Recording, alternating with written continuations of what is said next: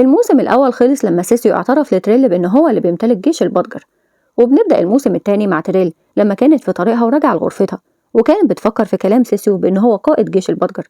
ولما دخلت عليه كان هو على كنبة، وافتكرته لما كان نايم عليها في الليلة السابقة وما كانش مرتاح أبدا، فسحبته من إيديه وصممت إن هو هينام جنبها على السرير. فهو بيتحرك جدا وبيفضل طول الليل قلقان ومش قادر ينام، وبيفضل يبصلها بإعجاب، وهي لما بتلاحظه بتخجل ووجهها بيحمر، بس بتنام بعدها. وبتكمل تريل حلمها بإنها شكرت سيسيو لأن هو أنقذها إنها تقع من على السلم، ووعدته بإنها مش هتكشف سره لحد، وطلبت منه إن هما يكونوا أصدقاء، وأكدت له بإن جيمون مش هيعترض على صداقتهم.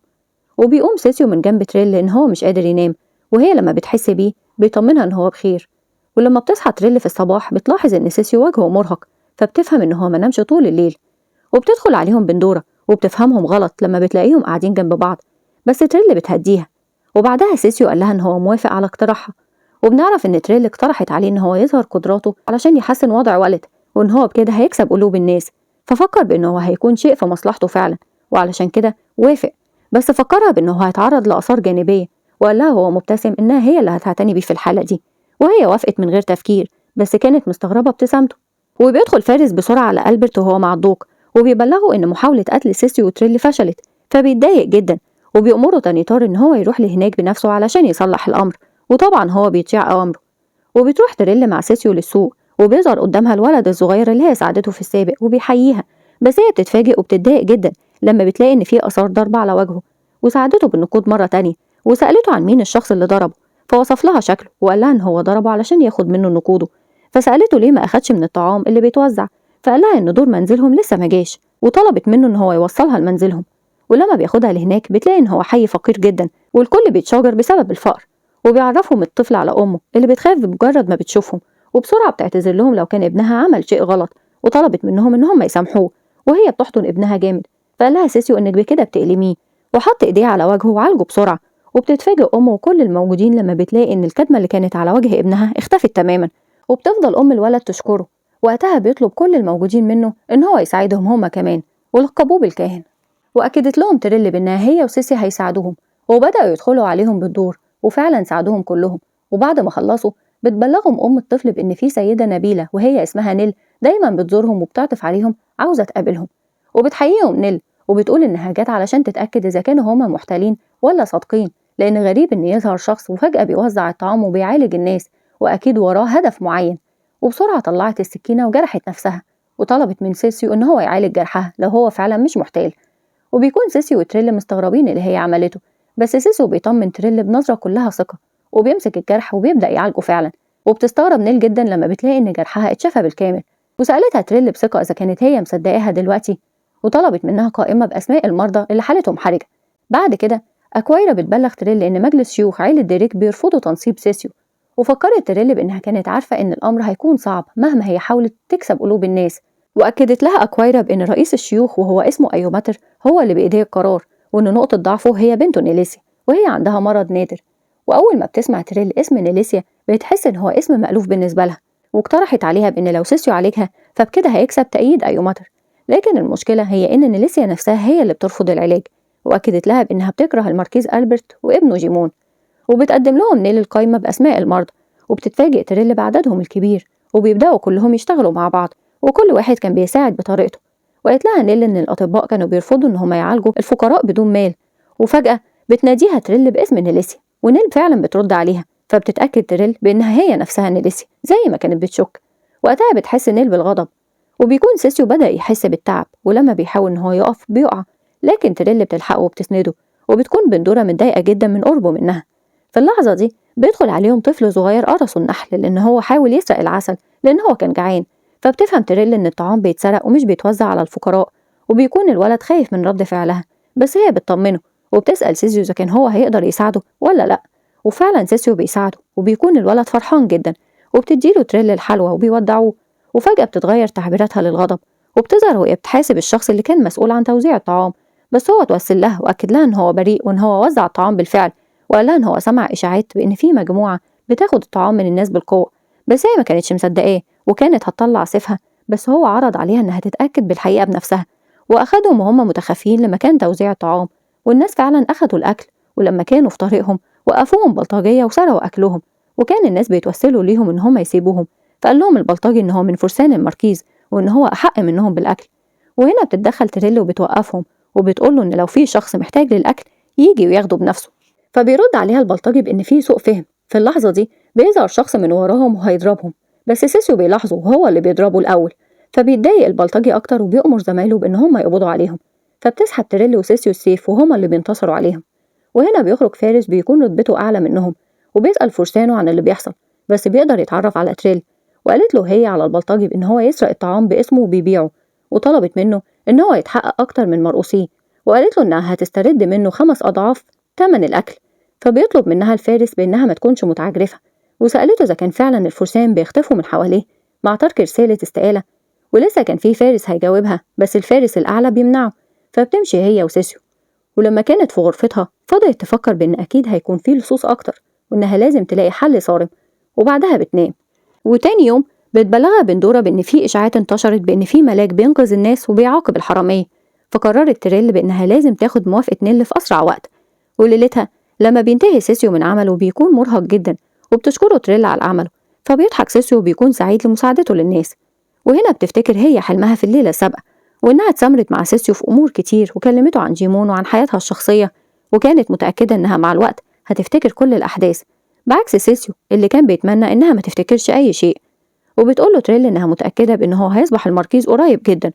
وبتوصل نيل وبتعرفهم بنفسها باسمها الحقيقي بإنها نيليسيا ديريك، وسألتها إذا كانت هي عاوزاها تتعالج علشان تخلي والدها يثق فيهم، فأكدت لها تريل الكلام. فقالت لها نيليسيا إنها رافضة العلاج لأن الناس في والد بيعانوا من أمراض كتير، وإنها حاسة بالذنب ومتعاطفة معاهم، وعلشان كده هي رافضة فكرة إنها تتعالج. ومن ناحية تانية في ناس كتير محتاجين للعلاج ومش قادرين إن هم يحصلوا عليه. وقالت لها إن وقت الجفاف كانت عيلتها هي اللي بتسرق الطعام، وعلشان كده هي قررت إنها تتحمل أخطاء عيلتها تجاه والد. واتفاجئت نيليسيا بسؤال سيسيو ليها، وهو هل هي هتقبل إنها تتعالج لو كل الناس في والد اتعالجت؟ فأكدت له نيل بإنها هتوافق أكيد. لكن بعد كده تريل بدأت تلوم سيسيو على قراره لأن هو بكده بيأذي نفسه، فطمنها سيسيو وطلب منها إنها تثق فيه. في اللحظة دي بتلاحظ تريل إن النافذة ما كانتش مفتوحة، وبيشوف سيسيو سيف جاي عليهم من بعيد، فبسرعة بيحمي تريل وبيتفادوا السيف. وبيلاقوا واحد تاني بس تريل بتمسكه بإيديها، فبيخاف عليها سيسيو وبيقولها إنها ترميه بسرعة. واعتقدت هي إن هو فيه سم، لكن سيسيو بيقولها إن هو فيه سحر أسود. في اللحظة دي بدأ هو ينزف، فبتخاف هي عليه وبتقوله إنها هتنادي حد للمساعدة، لكن هو بيوقفها وبيقولها إن هو اللي خايف عليها. وبسرعة بيمسك إيديها وبيعالجها، وبعدها بيغمى عليه من التعب. وقتها بتدخل عليهم الكاهنة، فبتطلب منها تريل إنها تساعد سيسيو، وسابوها علشان ينام ويرتاح. وسألتها الكاهنة إذا كانت الإشاعات عنه صحيحة، فأكدت لها تريل الكلام بإن هو عنده قوة فطرية، وإن هو أكيد شخص صالح وسلوكه صحيح علشان كده هو عنده القوة دي. ولما بيفوق سيسيو اطمنت عليه، وهو أكد لها إن هو بخير، وسألها عن صحتها هي ومسك إيديها علشان يطمن إن الجرح ملهوش أي أثر. وهنا حست تريل باهتمامه بيها، وسألته بخجل إذا كان هو معجب بيها، فهو بيتفاجئ بسؤالها وبيحس بالإحراج. بس هي بسرعة غيرت الموضوع وبدأت تفكر في خطوتهم الجاية. ولما كانت خارجة طلبت منه إن هو ما يموتش، على الأقل هو خطيبها. وفاجأته وقالت له بإنها هي كمان معجبة بيه جدا. وطبعا هو بيكون مصدوم ومش لاقي أي كلام يقوله. وبيجتمع مجلس شيوخ عيلة ديريك وبيتكلموا عن إشاعة إن سيسيو الغبي اللي مش من دمهم أصلا أصبح ملاك، وإن ابنة ريهان اتجرأت على ولد. وسألت واحدة من الأعضاء وهي اسمها ستيلا، سألت أيوماتر إذا كان سيسيو هيعالج مرض نيليسيا بنته، وعن سبب تغييرها لرأيها لأنها كانت بترفض العلاج طول الوقت. فصار عليها أيوماتر بإنها بكده بتهينه هو وبنته، وسابهم وخرج. لكن هي مش بتهتم، وقالت لباقي الأعضاء بإن القائد الأعلى أمرهم بإنهم يراقبوا أيوماتر لأن هو ممكن يخونهم، ولو ده حصل فمن حقهم إن هم يقتلوه. وكانت هي شايفة إن هي دي فرصتهم علشان يتخلصوا منه. فقرروا إن هم في البداية لازم يتخلصوا من سيسيو، وقرروا إن هم هيستنوا لما يكون جسمه ضعيف ويتخلصوا منه لأنه مش هيقدر إن هو يقاومهم. وبتروح تريل الأريكسون السجن وهو بيوبخها وبيسألها عن سبب وجودها، فبتكسر القفل بسيفها وبتدخله، وهو بيكون خايف منها جدا ومش عاوزها تقرب له، وحاول إن هو يخفي شيء وراه. لكن هي بتشوف إن في ثقب في الحيطة، وسألته إذا كان هو اللي استلم السم من الثقب ده لقتل سيسيو، وسألته إذا كان الماركيز هو اللي أرسل السم. لكن أريكسون بينكر إن هو بيعرف أي شيء، فهددته بالسيف وأمرته إن هو يكتب رسالة لأخوه الماركيز يقول له فيها إن محاولة قتل سيسيو فشلت، وإن تريل على وشك إنها تستولي على ولد. بعد كده بتبلغها أكوايرا بإن في ضيف منتظرها، وبنلاقي إن هو أيوماتر ديريك، واللي أمرها بإنها توقف تحركاتها في ولد. فسألته إذا كان هو هيقتلها زي أريكسون ما حاول إن هو يعمل قبل كده، فقال لها إن هو مش بيتصرف بغباء زيه. ففكرت بإن برده ده فهو أكيد ما يعرفش إن الماركيز ألبرت مشارك في المؤامرة معاه، وده معناه إن علاقته مش وثيقة معاه. وردت عليه تريل بثقة بإنها مش هتنفذ أوامره. فوبخها أيوماتر بإنها وقحة، فهي قالت له بإنها مش هتنفذ الأمر لأنها حصلت على طلب للعلاج من بنته نيليسيا. وتاني يوم بيروح سيسيو وتريل للمعبد، وبيكون كل الناس متجمعين علشان يحصلوا على المساعدة منه. وبمجرد ما بتعلن الكاهنة عن اسمه وهو سيسيو ديريك الابن الأكبر لعيلة ديريك، بتبدأ الإشاعات بإن اللي ساعد الناس أكيد هو اللي هيكون الماركيز. وبيخرج سيسيو ضوء قوي من إيديه وبيتمنى الشفاء لكل سكان ولد. وفعلا كل الناس صحتها بتتحسن وبيكونوا مش مصدقين نفسهم من الفرحة، وبدأوا إن هم يمدحوا سيسيو ويشجعوه. لكن سيسيو بيبدأ إن هو يضعف ويحس بالدعب، وسندته تريل ودخلت معاه الغرفة داخل المعبد وفضلت تراعيه، وكانت خايفة عليه جدا. ودخلت عليها خادمة وبلغتها بإن في حد بيطلب مقابلتها، فسابته تريل وخرجت. وقتها بيحلم سيسيو بطيف أمه وهي بتعتذر منه على اللي هي عملته معاه، وطلبت منه إن هو ما يسامحهاش، لكن هو كان بيحاول إن هو يسد ودانه علشان ما يسمعهاش. وفي الآخر طلبت منه إن هو ينساها وإن هو ما يستسلمش أبدا. وقتها سيسيو بيفتح عيونه، بس بيلاقي قدامه ناس بيهجموا عليه علشان يقتلوه، وهو كان مستسلم ليهم في البداية. بس فجأة بيفتكر تريل لما طلبت منه إن هو ما يموتش، فبسرعة بيقوم وهو اللي بيهجم عليهم. وبيستغل واحد فيهم إن سيسيو بدأ ينزف وبيهجم عليه، بس بيتفاجئ سيسيو بإن بندورة قدامه وقتلت المهاجم. وطلب سيسيو منها إن هو عاوز يشوف تريل، فسألته بندورة إذا كان هو بيحبها ولا بيستغلها وبس، وفكرته بإنها قلبها اتكسر بالسابق وإن هو لازم يكون حذر في تصرفاته معاها. فقال سيسيو لنفسه بإن هو مستحيل يجرحها لأن مشاعره ليها اللي كانت من 3 سنين لسه موجودة لغاية دلوقتي. ولما بترجع لهم تريل بتتفاجئ باللي حصل، وحاولت إنها تتكلم مع سيسيو بس هو مش بيكون قادر يتكلم، وإن الحالة دي بتحصل له لما بيتعرض للصدمة. فبتخاف عليه تريل جدا. وافتكر سيسيو مساعده بانيلو اللي انضم ليه في منزل دريك بعد ما عرف قوته، وإن هو اتخلى عنه بالسابق لما حصل له موقف سيء وفقد النطق، لكنه اعتذر له وطلب منه إن هو يسامحه بعد ما رجع لطبيعته وقدر يتكلم تاني. واتسائل هل هو ليه قيمة بس بسبب قوته اللي بقت زي اللعنة بالنسبة له. ولما طمنته تريل بإن هو أكيد هيرجع لطبيعته بعد ما يرتاح، سأل نفسه هو حزين إذا كانت هي كمان بتبقى جنبه علشان قوته بس. وتوقعت تريل إن أكيد نيليسيا خفت هي كمان بما إن سيسيو اتمنى الشفاء لكل سكان ولد، ومدت إيديها علشان تسلم على سيسيو وتسيبه يرتاح، بس بتلاحظ إن هو بدأ يتعب تاني. ولما بيصحى هو من نومه بيلاقيها جنبه بتراعيه، وطمنته بإنها موجودة معاه وهتحميه.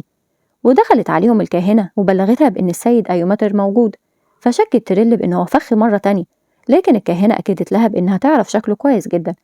واتقابلت تريل معاه وقالت له بإن بنتك اشترطت علينا إننا نعالج كل سكان البلد، فحس هو بالحزن وقال إنها لسه بتحمله مسؤولية اللي حصل وقت الجفاف. وراح أيوماتر لعند سيسيو علشان يطمن عليه، وفجأة انحنى ليه وشكره لأن هو عالج بنته.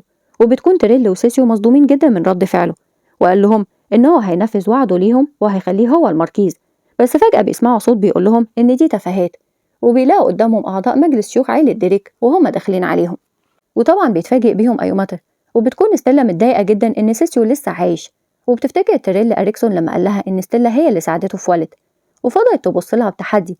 وسألت ستيلا أيوماتر إذا كان هو هيسمح لشخص دخيل إن هو يسيطر على عيلة ديريك لمجرد إن هو عالج بنته. فقال لها إن هو ابننا وإن هو مش دخيل. فقالت له بغضب إن هو مش من دمنا وإن دم النبلاء لونه أزرق. فمسك هو سيفه، وكلهم كانوا مش فاهمين هو هيعمل إيه، بس بسرعة جرح نفسه وقال لها إن دمنا أحمر زي باقي الناس، وأمرهم بإنهم يقبلوا سيسيو وإلا مش هيكون قدامه غير طريقة واحدة.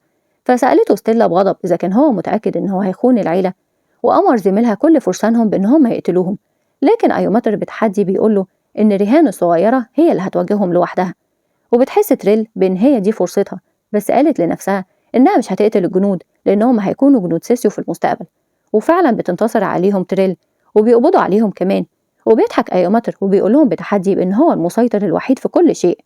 وبيوصل الخبر لألبرت دريك بإن مجلس الشيوخ كله اتقبض عليه، وبيكون متضايق جدا لأن كل خططه ضد سيسيو فشلت، بل بالعكس هو اكتسب شعبية كبيرة بسبب قوته. واتسائل هو ازاي أصلا اكتسب قوته دي، وإن هو بنفسه اللي قطع له أوتار رجله. وقال لنفسه بغيظ إن هو أكيد كان عنده القوة دي من البداية وكان بيخفيها. وبغضب بيأمر مساعده بإن هو يجهز الفرسان للمعركة لأن هو قرر إن هو يهجم على ولد. وبتبلغ بندورة الخبر لتريل بإن الماركيز ألبرت خرج بفرسانه ومتجه ليهم لمحاربتهم. فبسرعة بتخرج تريلا علشان تستعد لمواجهتهم، وبتقول لها أكوايرا بإنها جاهزة هي وفرسانها. وفعلا بيوصل ألبرت اللي عندهم بجيوشه، وبيبدأ يصرخ في كل سكان والد بإن تريل هي شيطان بتتلاعب بابنه سيسيو البريء وبتستغله وطالب بقتلها لمصلحة والد. وكان سيسيو بيضحك على كلامه، ولما خلص الكلام سقفت له تريل وهي بتستهتر بيه، وصرخت فيه أخته كمان أكويرا بإن ريهان هي اللي ساعدت البلد، وإن من وقت الجفاف مفيش أي حاكم قدم أي مساعدة للبلد. فهددها ألبرت بإنها لو اتكلمت تاني فهيقتلها. وهنا بتقاطعهم تريل وبتقدم له شخص، وبنلاقي إن هو الفارس برونيل، وبيتصدم ألبرت جدا بوجوده لأن هو المفروض يكون اختفى للأبد. واعترف برونيل قدام كل الموجودين بإن الماركيز هو اللي أمره بقتل ابنه السيد سيسيو، وقالت لهم تريل بإن هو كان بيهدده بقتل زوجته. وسألت فرسان ألبرت بحزم إذا كانوا هما مستعدين إن هما يساندوا شخص بيهددهم بحياة عائلاتهم، وأكد برونيل على كلامها وقال إن ريهان هي اللي ساعدته وساعدت زوجته وحافظت على حياتهم. وكان ألبرت متضايق منها جدا، وقال إنها أفسدت كل مخططاته اللي هو كان بيجهز ليها من سنين. وفضلت تريل تطالب الفرسان بإن محدش يتدخل أبدا ويسيبوه يواجه نتيجة جرايمه لوحده. وبسرعة هجمت عليه بسيفها، وهو كان خايف جدا وطلب من فرسانه إن هم يساعدوه، بس مفيش حد اتدخل. وضربته تريل بقوة ووقع من على حصانه، فحطت السيف على رقبته وسألته يا ترى هو ناوي يتصرف ازاي. وقال لها ألبرت إن ما ينفعش إن سيسيو يكون ماركيز لأن هو مش بيقدر يتكلم. فمسكت سيفها وسألته إذا كان هو هيتنازل عن منصبه لو أصبح مش بيتكلم هو كمان. فخاف هو جدا، لكن هي تراجعت عن اللي هي قالته وقالت له إنها كانت بتمزح معاه.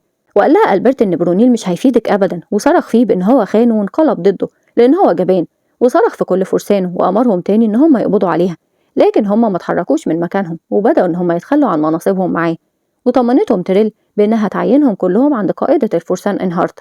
وكانت تريل ليلتها سعيدة جدا، وقالت إنها أكيد مش هتنسى اليوم ده أبدا. وكانت قاعدة مع سيسيو بتشاهد جمال الليل، وقال لها سيسيو إن هو سعيد لأنها سعيدة وحست بالراحة، لأن في خلال شهرين بس هيتحكم لسيسيو من المحكمة بإن هو يكون هو الماركيز، لأن هو اتعرض للظلم من والده، لأن والده استبعده وعين الابن الأصغر في المنصب، وإن سيسيو بقى عنده شهرة كبيرة وسط الناس كلها بعكس جيمون اللي ما عندوش أي فرصة للتنافس مع سيسيو. وفكرت وهي حزينة بإن الانتقام من جيمون قرب ينتهي، وقالت لسيسيو بإنهم هيفسخوا الخطوبة بمجرد ما يستلم هو اللقب. وشكرته وهي سعيدة لأن هو ساعدها إنها تحقق انتقامها، واعترفت له بإن هو فعلا وسيم جدا. ففجأة قرب منها سيسيو وهي بتكون متوترة جدا، وسألته هو ناوي على إيه، بس هو بسرعة بعد عنها تاني وقال لها إن هو كان بيمزح معاها مش أكتر. فبتتضايق جدا وهو مش بيكون عارف يقول لها إيه، وكتب لها إن هو خايف إنها تكون مش بتبادله الحب بس مش بيوريها اللي هو كتبه، وبيفضل محرج من نفسه وهو بيقول إن هو مش بيطمع في أي شيء تاني معاها. ولما بترجع تريل للعاصمة بتتقابل مع القائدة إنهارت، وطلبت منها إنها تنفذ وعدها بدعمها لسيسيو وإنها تضم فرسان عيلة دريك لفرسانها. وكانت إنهارت معترضة في البداية بس في الآخر بتوافق، وقالت لها إنهارت بإنك كذبتي وقلتي إن العلاج هو سر عيلتك، بس في الحقيقة سيسيو هو اللي عنده القدرة دي وإن هو اللي ساعد نيفيت. فقالت لها تريل بإن هو فعلا كان سر وقتها. وسألتها إنهارت هو كان لازم سيسيو يصبح ماركيز علشان يستحق إن هو يكون حبيبك. فبتستغرب تريل سؤالها، وقالت لها إنهارت إنك لو فسختي خطوبتك معاه قوليلي وأنا هجوزك لحفيدي. فبتتضايق تريل وبتقرر إنها تمشي، لكن القائدة بتوقفها وبتقول لها إن نيفيت وقع في حبها لأن هو اعتبرها الملاك اللي أنقذ حياته. فقالت لها تريل بإن سيسيو هو اللي أنقذه مش هي. فقالت لها بإن هو ما يعرفش الحقيقة دي، وأكدت لها بإن هو فعلا وقع في حبها من النظرة الأولى. وهنا بيظهر قدامها نيفيت وتعبيراته كلها بتكون باين عليها الحب. يا ترى هيعترف لها نيفيت بحبه ليها فعلا ولا لأ؟ ده اللي هنعرفه في جزءنا اللي جاي بإذن الله. وما تنسوش الاشتراك وإنكم تفعلوا الجرس علشان توصل لكم كل فيديوهاتي. وسلام.